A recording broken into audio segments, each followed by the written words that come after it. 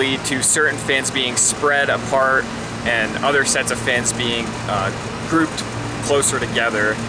And over time, that can wear on the fins and lead to them not being as combable if there is future damage. It's very important to properly size the combs when combing these units.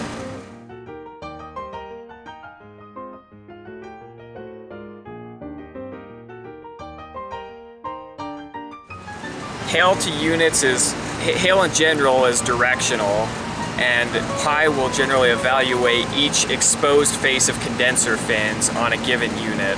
So on one face we might have 100% fin flattening, which would be significant damage, but if there's 4 exposed faces and the remaining 3 faces have 0% fin flattening, that would be 25% effective flattening on that unit, which would be combable, and the performance affected on that unit would be negligible.